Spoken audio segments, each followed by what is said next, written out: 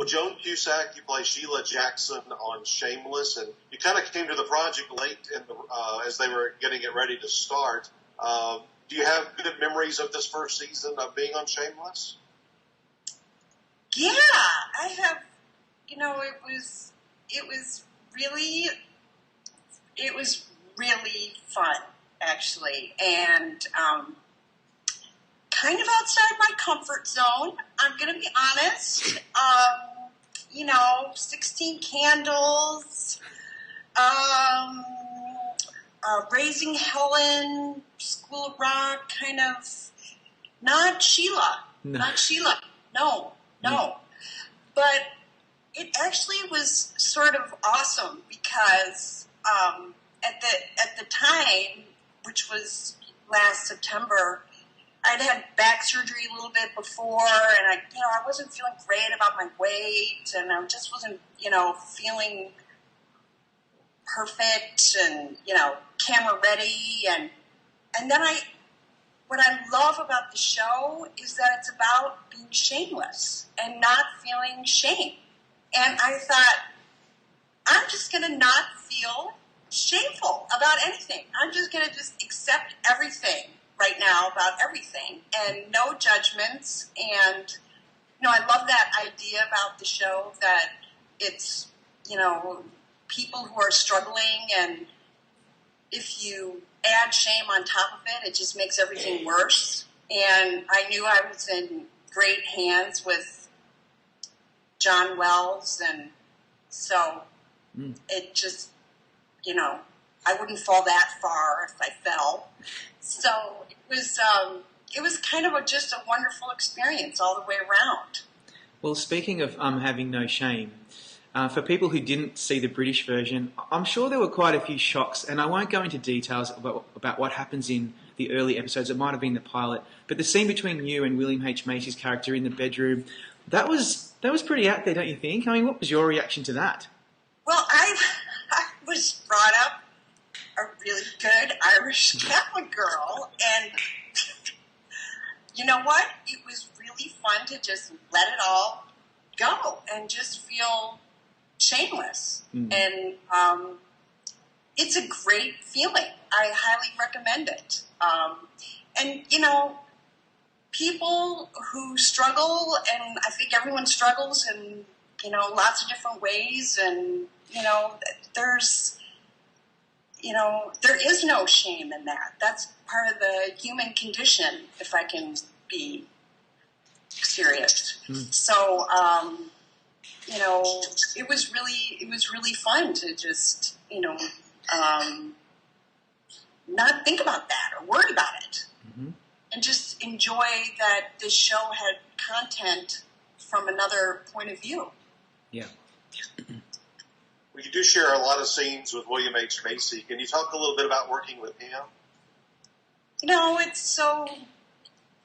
It's probably like, with you guys too, if you've been working for a while and lucky enough to work for a while, you kind of, you're not that initial jitters and nerves aren't as so dominant. And so when you're working with someone like Bill, and we both, done lots of different kinds of things, and there's a relaxedness there and an enjoyment that I guess comes with age. I guess it comes with age, but it's a great feeling, and it's great to work with someone who's, so competent and generous and a good person, because at the end of the day, I know nice isn't very cool, but it sure is good to work with. Yeah. And I just, I'm grateful whenever you have that opportunity to work with a good, nice, wonderful person. Well, for your role in Shameless, you're being submitted in the Guest Actress in a Drama Series category, and we're told that this episode submitted on your behalf was episode 7, which features a really funny and poignant scene where Sheila has to go and save Liam, who she's looking after, and she ties all these sheets to herself so that she's tethered to the house. Tell us about doing that particular scene, because there was so many emotions going on at the same time, right? This is so kind of fun, too, to just be shamelessly plugging myself. Well, let me tell you all about the wonderful things I did in that scene. Oh, honestly, it's so well written, you know. It was just such a funny thing that she ties the bed sheets to the banister. It was so awesome. I didn't even have to do anything. It was just so great and so, you know, that she does it for a little baby that she loves so much, and she's such a loving person, you know, underneath all her frailties. So, you know, it was just awesome. It's just awesome to get to play somebody complex like that. Mm-hmm. Is that shameless? Not at all. Not at all. Well, we're going to keep talking about it, Joan, as long as you're on with us. So, yeah, might as well get used to it. In fact, we want to talk a little bit about your. You've had 2 Oscar nominations for Working Girl and for In and Out. What was that experience like for you on those 2 occasions? Very, very surreal. I'm sure, as people say about those things. You know, gosh, just unbelievably overwhelming. And, you know, I mean, the piece about it that probably I could have used a little more shamelessness back then was, you know, if you're not a size 00, I think that's actually size at this point. yeah. It would. You know, it's about how you look that day, and or it can be that. And you know, I think when I was younger, I didn't have those chops together. You know, I didn't. I mean, I feel much more comfortable with that piece of the puzzle now. But so that can be very overwhelming and sort of, you know, eclipse the whole experience. But I have so many great memories of, you know, my dad being there, and my husband sitting with me, and you know, just it's just a wonderful, you know. Have you guys ever had award things? Yeah.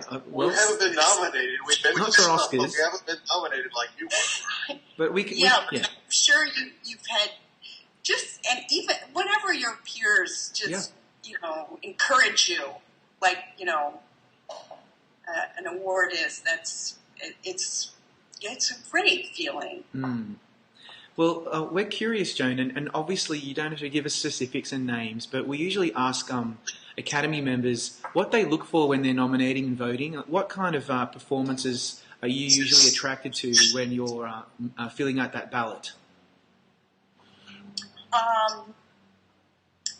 Well, I've never done it before for TV, but for movies, I think I look for authentic performances, and I look for a film that has some content and meaning I feel is relevant. You know, that I feel like I so want to support, because, you know, I mean, well, you guys do know it's such a hard, incredibly difficult business. Yet, you know, a television show made, or a movie made, or a play made, or anything. And so it takes so much dedication to get something to the point where it's in such a journey, you know, river ebbs and flows, and it's pretty miraculous just to have one moment in one film that's wonderful. Yeah. So, you know, and that level to, you know, have the opportunity to, support something you really believe in is great. Well, one aspect of your career I wanted to ask about a little bit took you in a whole other direction. What is it like being part of the world of Toy Story? Having the opportunity to work with John Wells or working with Pixar is, they're the best of the best right now. They have created such a body of work that's so thoughtful and so caring and so human, and you don't always get that. It's such a cutthroat business. You don't get to be in things that have humanity in them always. Yeah. So I feel very, fortunate that whatever 10, 11, 12 years ago when they did Toy Story 2, that they, my name somehow was in the hopper.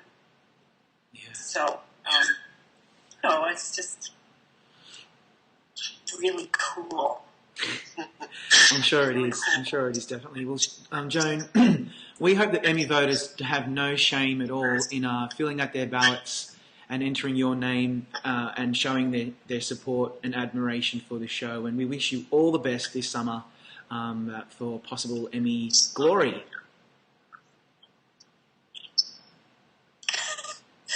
Oh, that was so nice.